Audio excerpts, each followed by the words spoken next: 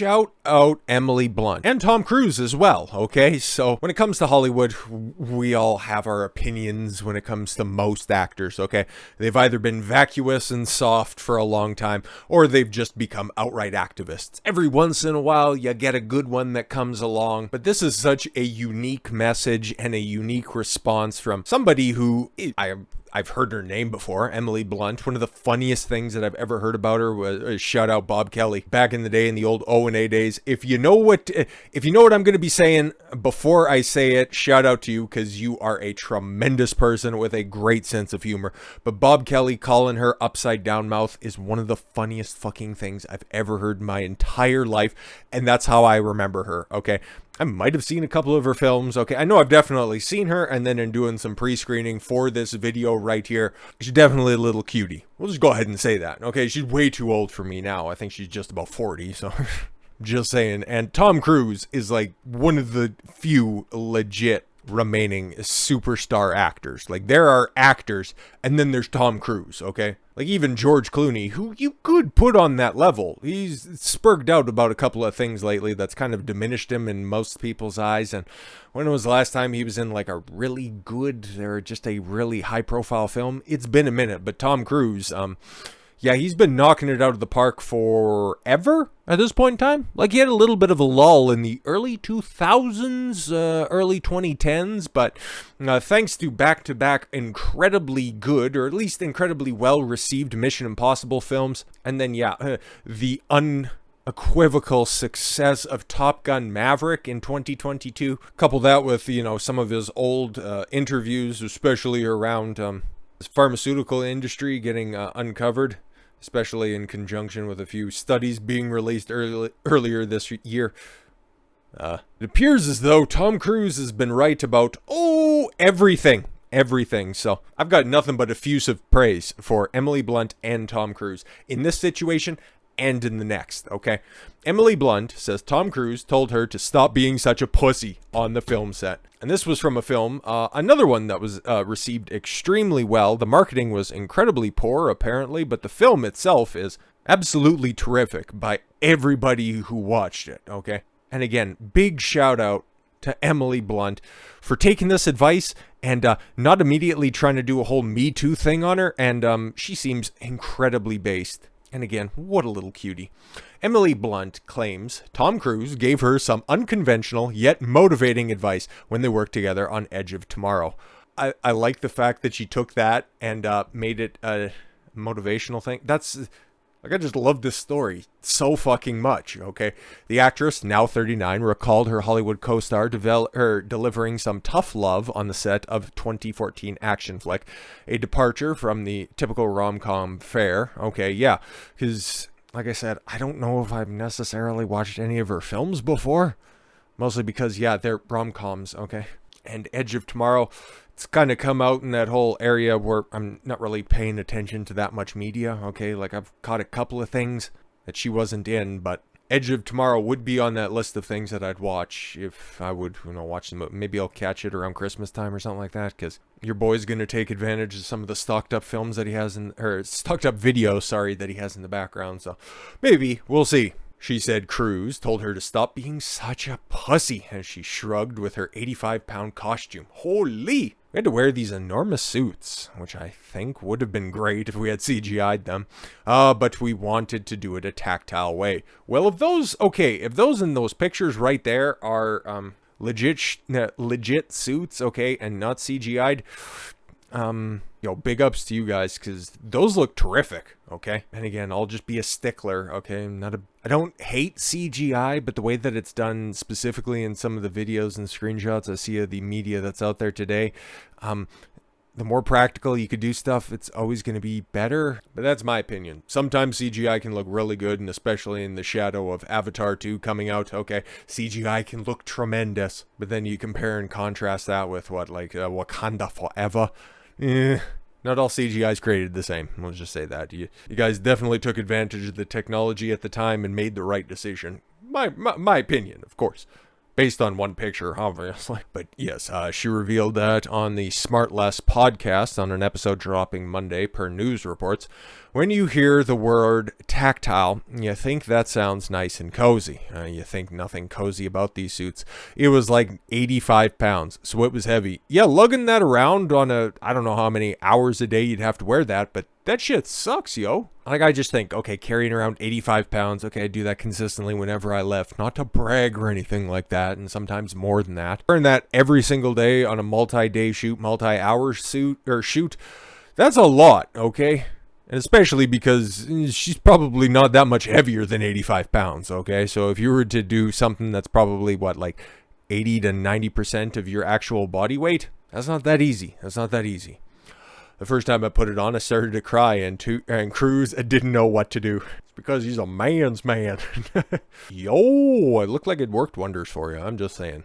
Yo, that's that shot. It's like, I don't hear anything bad about this film here, okay? And yes, Emily Blunt is what, the lead female? Is that the lead or the co-star? Like, it's Tom Cruise and her, right up there at the top, the central figures of this movie, okay? And I don't hear anything about her being a token cast-in, or a token character that's in there. Like, her casting had nothing to do with, you know, checking diversity boxes.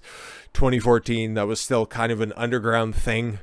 It wasn't quite the edict from the top that you'd hear from, you know, the big studios that are right now, okay? So she's maybe one of those characters, and you know what, I haven't seen the film or anything like that, just reinforcing that. Maybe she is one of those characters that could be added to that pantheon of actual strong female protagonists. Maybe. Don't know about that, though. Blunt said Cruz stared at her as she got more panicked about donning the heavy suit. I was like, Tom, I'm not sure how I'm going to get through this shoot, and I just started to cry. She admitted, and I said, I'm feeling a bit panicky about the whole shoot. Cruz allegedly responded, right. Cruz's alleged response, run that back, had the Devil Wears Prada star weeping. I've seen that film for whatever reason. Okay, I didn't know she was in it. So I have seen an Emily Blunt film, okay? But I mostly remembered the Devil Wears Prada for what, Meryl Streep and Anne Hathaway? Oh, okay. But the star weeping again in a good way. He just stared at me for a long time, not knowing what to do. And he goes, come on, stop being such a pussy, okay? He said, adding, it caught her off guard and made her laugh. That's so great. That is fucking excellent, okay? This is such a human moment. Nobody went over. It's like, oh, the girl is crying, okay? That's just a guy looking over. It's like, okay, listen, we're being paid millions of dollars right now, okay? And you want to sacrifice this entire shoot with so many people depending on our performances right now, and you want to bitch and moan and whine and complain about that? Stop being such a fucking pussy. And that's the type of equality that you would expect, okay? If people wanted true equality, okay? Because that's the way that Tom Cruise would talk to a male co-star, okay? He was talking the exact same way to a female co-star, and she didn't take it personally. It's like, I have a pussy, and the pussy's very strong, or whatever that fucking stupid rationalization of that shit is right now. It's like, well, why do you conflate weakness with a pussy? A pussy can take a pounding. It's like, nobody cares about your sexualized fucking jargon, okay? Everybody knows, okay? A pussy is equal to weakness when it's used in a denigrating fashion, okay? That's just the fucking way it is, okay? Stop trying to warp language even further than it is right now, okay? But you know what she did, which is great? Didn't take it personally. She knew it was a joke, knew it was designed in a certain way as to not be derogatory, not saying, pick up your fucking shit, otherwise we're all gonna lose our fucking jobs, so you need to stop being such a loser. No. It was just like, come on, stop being such a pussy. Come on, let's go. Come on, okay? You know what? She's not trying to bank on sympathy points, okay? She's not out there doing the Jennifer Lawrence, I created women, I created pussies, okay, right now because she can't get work. I don't know how many roles Emily Blunt has lined up right now. She could be using this as some sort of a takedown of one of the biggest movie stars in the world right now. He said I was a pussy. Oh my God, it was so traumatic back in 2014. Now I'm reliving it now that I see his face on all these posters around there about being the biggest success in Hollywood in 2022. I can barely stand it. No, she's using it as an endearing moment to remember a great time that was on set that made her, what, a better actress? Like, I like this. I might be reading into it a bit too much, but I'm just trying to infer some goodness in the world because there's so much awfulness out here. In Edge of Tomorrow, Cruz and Blunt played warriors in a time loop attempting to save humanity after Earth falls under attack from aliens.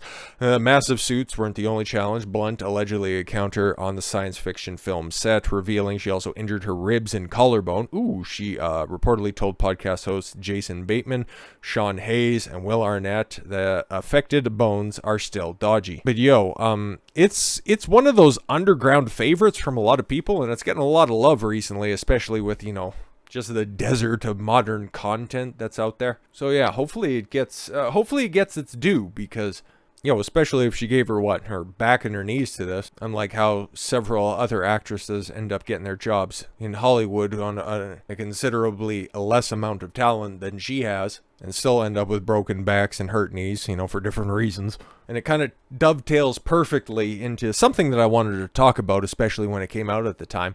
And it's very interesting, okay, because I showed the pictures that were in here before, okay, they got some set pictures as well. And obviously that's 8 years ago, okay, people changed during that time, but why didn't they go with that picture? Okay, why didn't they go with, something right here? Okay, so Prime Video, English, obviously, that's one of the newer releases, and she's looking great in that picture.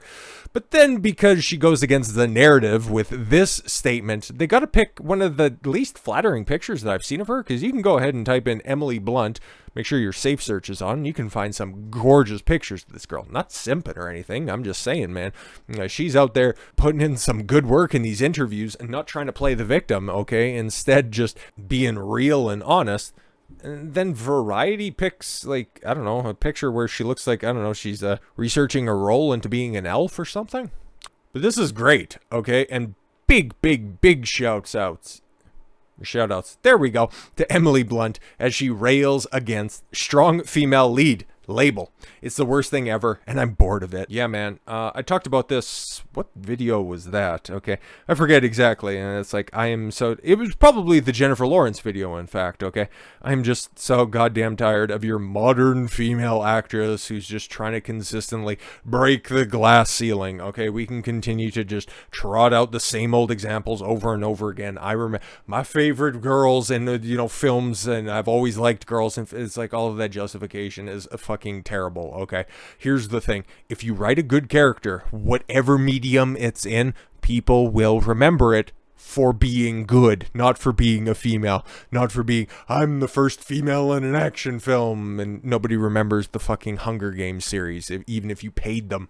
Okay, there's a reason the names like Sarah Connor, Ellen Ripley, the bride from Kill Bill continues to live on in infamy for being central figures in incredibly good film. Okay, there's a reason that you remember all of the original Disney princesses. Okay, I don't know if I've mentioned it before, but my favorite classic Disney film is Aladdin. And you remember her Princess Jasmine. Sorry, I'm going to kind of choke on that name. If you know, you know, and if you don't worry about it. But you remember her and the journey that she's on, okay? And then her sweet tiger as well, Raja. And all the plot points in that, because it's a good film and it's a well-written character, okay? And I might have mentioned that during the Jennifer Lawrence video as well at the same time, okay? Like, I'm watching right now. By the time that this video releases, I should be completely through the series. And I'll probably watch it again just in order to make sure that, I'm not completely wrong about that. But I'm watching through Game of Thrones right now, and it's fine, okay? It's everything could be a little bit clouded because I've been in the latter 4 seasons for a minute, because it's not good, okay? It's not terrible, it's not... It's fine. It's not exactly what the series started out as being, and I thought that the series, back during its halcyon days, during the first 4 seasons, I would say that the first 2 seasons are probably its best work. 3rd and 4th season get a little bit dodgy, and then 5, it falls right the fuck off a cliff. Probably season 4, episode 9, it probably peaks, and then everything just fucking dies after that. There are some decisions that are made in the season finale of season 4 that perplex me to no end, and that's where I'm still getting caught up on, so that's why I might be going back. But anyways, there are so many strong female leads or strong female protagonists, a lot of which I hate, okay? And a lot of those females I do like quite a bit, even if they are evil. Shout out Cersei. She's incredibly consistent, okay? Even in the later seasons, no No big spoilers, I guess, but she is definitely consistent to her character. Whereas, I've hated Daenerys Targaryen since the very first episode. I think that her character sucks and she's annoying, and Emilia Clarke can't act her way out of a fucking paper bag. But there are a couple smaller roles that I still remember more vividly than some of the other characters that last through most of the entire series. Like, you can remember plot points from season 1, watching it all the way through season 8, when there are some callbacks that are supposed to be payoffs, because those characters were so fucking good. And that's what she's talking about here, Emily Blunt, going back to this, okay? Strong female lead, yeah, I'm tired of that, okay? And a Tywin Lannister quote, okay? If you have to be told, just gonna paraphrase this a little bit, if you have to tell somebody that you're strong, you're not really strong. And yes, Tywin's the best character in this show. Anyways, don't mention the strong female character descriptor to Emily Blunt. Yeah, because it's so fucking nonsensical, okay? And it's so trite at this point, okay? Because everybody knows, depending on the studio, depending on who's producing or directing the project, okay, the woman's coming in. Even if it's like, okay, just take your standard Disney film, okay? If it's a diverse woman, okay, who's the baddie in the situation, okay, she's not really evil. She's gonna come around and be the good man by the end because she'll have a redemption arc. She's just misunderstood. It's so fucking boring and predictable at this point in time, okay? That's what, like, Scarlet Witch, Wanda Maximoff, okay? That's her in Doctor Strange and Multiverse of Madness, yuck. And even in so much as WandaVision as well, okay? Sure, she enslaved an entire town, spoilers, but you don't know what she sacrificed. Ugh. She's somebody that could have single-handedly defeated Thanos, if only given the opportunity. Okay, cool. Same thing with Captain Marvel. What's all of her very strong character positions? Does anybody remember her film? Well, she's a strong, independent female character. Great, wonderful, fantastic. Everybody hates that film, mostly because the performances are wooden and the character is nonsensical, and it retcons a lot of important story points in the MCU, but don't worry about anything like that, okay? People remember, okay, the character arc of Sarah Connor in the first 2 Terminator films. I should say the only two Terminator films, right? Sarah Connor in Terminator 1, okay, as opposed to Sarah Connor at the end of T2, completely different character, goes on a massive arc. She starts off one way and then she ends up another. Wow. It's almost like that's a strong character and nobody had to go. Okay, Michael Biehn didn't have to come from the future, okay, in order to say, wow, Sarah, I don't even need to be here. You're such a strong woman character. And then everybody in the club clapped before the Terminator mowed them down. No, man, you show, don't tell. I thought that was a rule of filmmaking. But then again, it's the activists that's making this shit anymore, where they have to continue to reinforce, wow, how good of a goodman you are. Nobody cares, and that's why the fucking industry is dying on the vine at this point in time. So, we'll just, continue this. When it comes to media, I listen, okay, because mostly, I don't like to just go directly down into one rabbit hole, okay? On my off time, I like to diversify my interests, okay? So I listen to some sports talk, okay? Mostly, sports is kind of on the periphery right now. It's all kind of fucking done for me at this point in time, and especially at this point of the year, I don't like basketball anymore, okay? Hockey can, just... If it was some millionaires playing on a pond right now, I couldn't give less of a fuck. NFL really doesn't do that much for me. I'm kind of a baseball guy, and baseball's in the off season right now when everybody's just getting contracts. And, what does the Judge signing mean? And, oh my God, the Texas that's spending a bunch of money. I don't care. But I'll listen to some of that stuff, okay? Just to make sure that, hey, I'm not missing something over there, okay? I'll listen to some political pundits that are out there. Very few, though. I don't want to have their opinions influence what I'm talking about, okay? I just want to make sure that I'm not missing anything, okay? And I can research a topic from there. Otherwise, you know what? Sometimes I will just listen to a nice entertainment, okay? Or a media-focused podcast. I'll normally listen to EFAP or something like that, just really long form content that I could just put on in the backwards on 1.5 to 2 times speed, okay? I'll listen to something over multiple days, okay, and just rehash all the arguments that are out there. Listen to people that are also logically consistent, okay, aren't adhering to any ideology. Just address the arguments and dissect them accordingly. And to me, I would consider that important. Try to find some people that share your values in order to pursuing the truth, okay? People who put rationality, logic, reason above everything else and just try to take the emotions out of the situation, okay? That's why it's so hard to find somebody that's talking credibly in the realm of sports. Mostly is just like, well, it really feels like these guys need some pitching and, oh, you really need a left-handed bat, because it's like, okay, cool. You can go down the stats rabbit hole too, and it's like, okay, cool. Which ones actually matter? That's why there's a lot to gain from media critique, okay, from people who are very good at this type of stuff, who can assess the characters, okay, how well they are portrayed consistently, either through an entire movie, a series, a season of television as well, or throughout a video game series, okay, as long as the character is consistent, the character traits are properly portrayed that's out there. That's important stuff to recognize, and you can definitely use that for the rest of your life into the broader scope of your world if you know what to look for. Because the same type of emotional arguments that you would get from sports talk, you're also very likely to get from political pundits that are out there, okay? Not even the right is immune to this at this point in time. There are far too many tradcons that are out there just trying to be better for women that are out there. It's like, bro, you're totally fucking missing the point. And I know that was a fairly long tangent, but it's just been something that's been on my mind for a while, and this was the perfect vocation to elaborate on this. So, back to what Emily Blunt is talking about, and this is why it's, that's what presaged that preamble. The actor rejected the archetype and said she's bored of getting scripts where her character is labeled as a strong female lead. The worst thing ever is when you open up a script and it reads strong female lead, Blunt said. That makes me roll my eyes. I'm already out. I'm bored. Those roles are written as incredibly stoic. You spend the whole time acting tough and saying tough things. Yeah, exactly, because, you know, there's just going to be a disconnect, okay?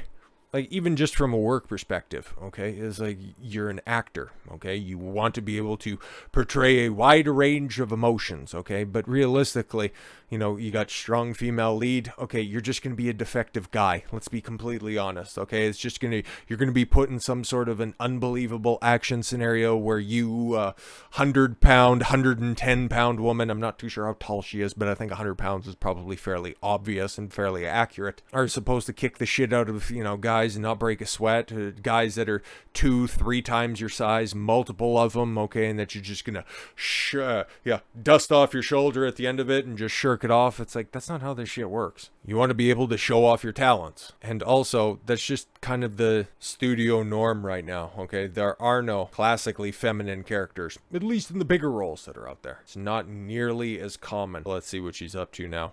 Blunt said that her latest character, Cornelia, on the Western Revenge series, The English, is far more surprising than what the simplified strong female lead label describes. She's innocent without being naive, and that makes her a force to be reckoned with. See, that's better. It sounds like there could be a character arc involved in that. Okay, cool. So she's in the Wild West, okay? It's might be I don't know a goddamn thing about that, okay? About the story. That's what I mean by that. It's like, yeah, obviously I don't know anything about the Wild West. It's 2022, okay? We're far removed from that. But she's innocent, but she knows a thing or two, but she's not just your one-note strong female lead. Interesting. Hope it's good. The English stars Blunt as a frontier woman hell-bent on avenging the death of her son. Alright. Cornelia partners with an indigenous farmer named Eli, who is also on a mission of revenge in order to reclaim his land. I love a character with a secret, Blunt said, and I love Cornelia's buoyancy, her hopefulness, her guilelessness. Alright. She startles Eli out of his silence, and their differences become irrelevant because they need each other to survive. I thought it was very cool. Yeah, man, very interesting. Joins a growing list of female actors who have spoken out against the strong female lead label. Alright. She-Hulk attorney at law, actor Tatiana Maslany, told The Guardian in August that that it's frustrating for roles to be reduced to one strong trait. What's the greater context to this? Okay, because She-Hulk is an abortion of writing. It's reductive, Maslany said. Just as much as a shaving off of all the nuances, and just as much of a trope. Yeah, no, exactly. That's what it is at this point, okay? Strong female protagonist is a meme for a reason. It's a box that nobody fits into. Even the phrase is frustrating, as if we're supposed to be grateful that we get to be that. Yeah, exactly. And again, it just harkens back to show, don't tell. Make it realistic, make it relatable, or at least have a good fucking reason, okay? cool, you're a superhero. You get licensed to do some unbelievable shit. But there's this weird thing called biology that we all intrinsically know. It's funny the first couple of times, but, you know, just over and over again, film after film. If you get Batman getting his ass kicked by fucking Catwoman, okay, it's like, cool. Depending on the scenario, you could understand if she escapes or maybe beats him or something like that. But in hand-to-hand combat, sorry, it's more than completely unrelatable. And especially, you know, if her character in the English series, okay, if she's just simply trying to avenge her son, and I'm sure it's more complicated than that, but she gets the better of, you know, the native farmer, people are going to roll their eyes unless there's good reason behind it. Long and short of it is, she just wants better stories. How about that? It's just funny to hear that talking point parroted by somebody who is so vociferously defending a She-Hulk attorney at law not that long ago for saying it was such a great story and I don't know why we really own the trolls. But now you're saying that you don't want to have bad writing anymore and you have to defend it. Oh, okay, cool. So yeah. Shout out to Tom Cruise being a veteran. Shout out to Emily Blunt for being based. And, you know, just a cautious shout out to Tatiana Maslany. I hear she's a decent actress, but you know what? Hey, man. The clips that I've seen and the coverage that I've heard about She-Hulk, I don't really know about that. So I got an eye on you. Actually, no, I'm probably not going to watch anything that you do going forward. But Emily Blunt, though, for being a real one, great success on your future endeavors. With all that said, thank you all very much for the gift of your time. I've been Don Consuelo. I want you to follow your gut and get after it. Take care, everyone.